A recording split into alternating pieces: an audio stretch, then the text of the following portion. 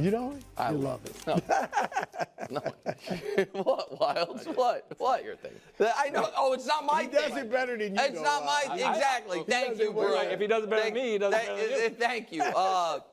No, not only do I have any issue with it, I think this is great. I think this is a sign of Caleb's generosity of spirit and leadership to try to help Brock Purdy. I think that honest to God, I know you guys are laughing. I don't care. Who do you think can learn more from whom? Caleb. I'll wait till you're done because I got an answer. As far as in off-season workouts type of stuff, as Brock Purdy tries to improve what he can do off schedule, right? Because that's the knock last year. He can't control his size. Do they want him going off schedule? Well, I think you want it to be an option for when you have to be.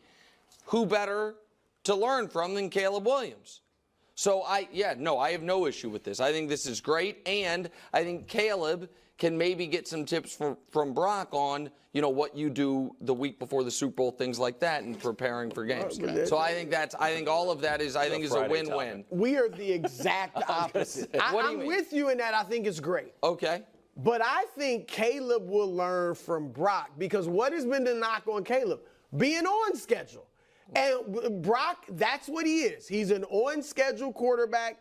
Do what is called from you, and he can help Caleb with that. He can also talk to him about expectations. Even though he was Mr. Irrelevant, you went to it, you were thrown into a team that's got a ton of expectations, great players, and you can, how to handle adversity and criticism from the media and all of that. I don't think, and this is not a knock on Caleb, I don't think there's much Brock can learn from him because I don't think he can't learn the stuff that Caleb does. Like Caleb is just way more athletic and that off-schedule stuff, Brock's not going to be able to do that stuff. You don't think he could incorporate some of it? I mean, but he's done a few things. Can't. Yeah. He's not like a statue, but I'm just saying he will never do the things that Caleb does as far as running around the field and all that. He can't learn that athleticism. No, but I do think that he can.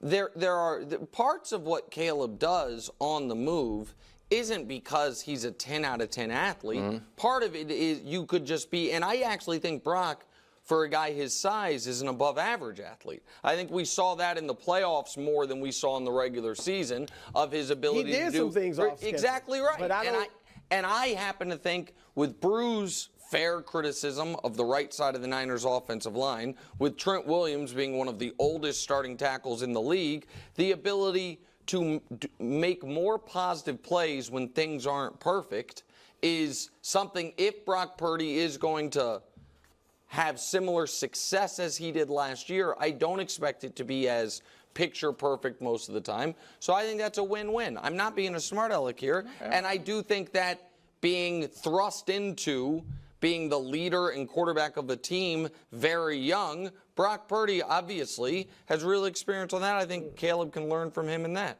Okay. Yeah, listen, Caleb Williams can learn a lot from Brock Purdy. You can learn, even if Caleb Williams ends up being 10 times the quarterback, you can still learn. You can learn from anyone. And anyone who thinks that they can't is on a bad path.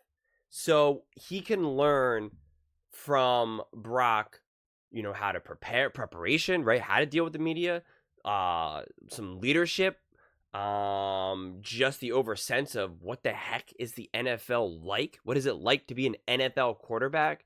What is the media like? What are media days like? How is it different from college? How's the crowd different?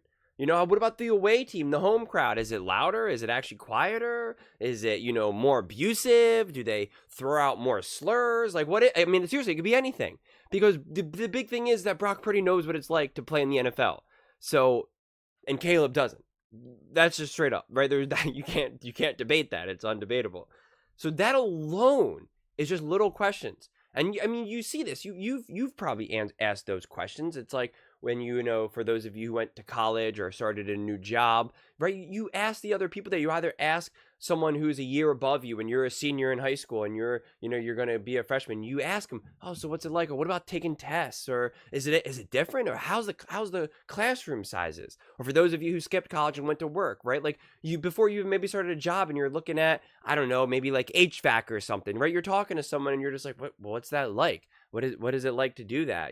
I've only worked a few part-time jobs doing some, air conditioning type stuff, but like, what's it like to do that full-time? Do you ever get sick of it? You get bored of it? Is it good money? Like all those little questions that you just ask. So to me, it's so much more about everything but on field.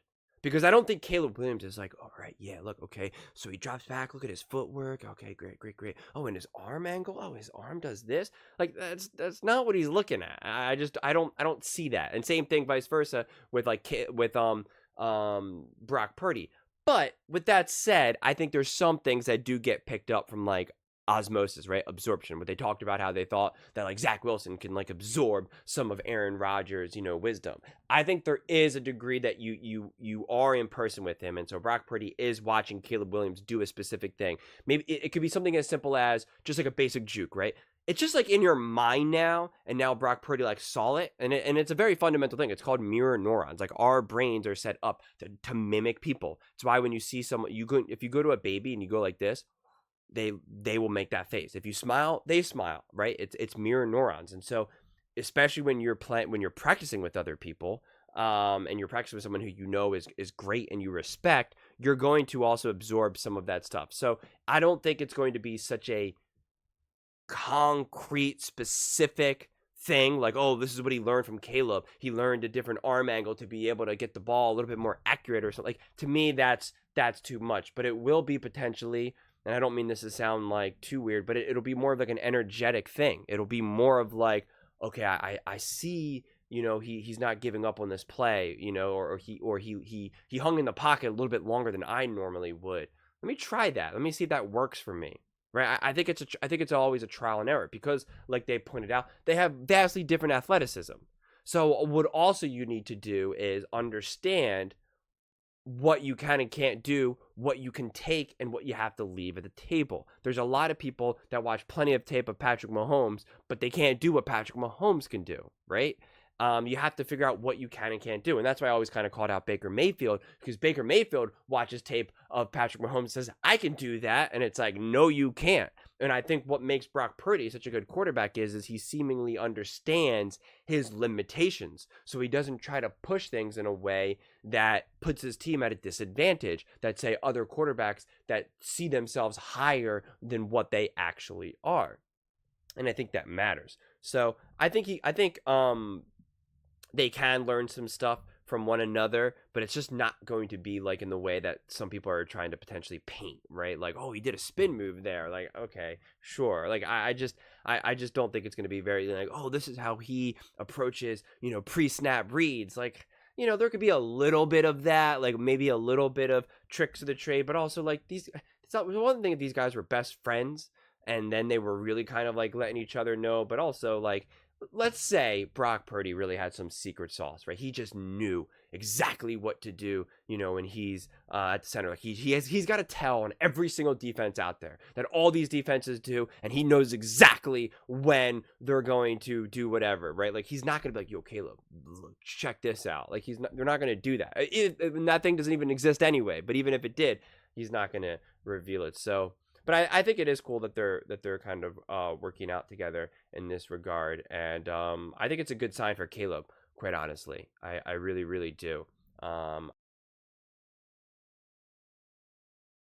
Maturity, his focus, and his ability to want to, not his ability, well, his ability as well as his determination to want to continue to grow and get better. And I think he can learn a lot from Brock Purdy, and in a lot of ways Brock Purdy's a good person to kind of learn from, because if all goes to plan for Caleb, he should be able to leapfrog Brock Purdy and be better than Brock Purdy. And so it's actually kind of good to learn from him, because Caleb, oh my god, I keep messing up their names, Brock does the fundamentals like perfectly, right? Like you can't argue Brock Purdy's fundamentals. If you want to argue that he's not good enough to be able to take the team to the next level because he can only do so much, that's fine. You can make that argument. But you can't argue that Brock Purdy does the fundamentals like 100% correct. That's why like Brock Purdy would be a backup quarterback for 30 years because you can always trust in his preparation and his fundamentals and his approach to the game.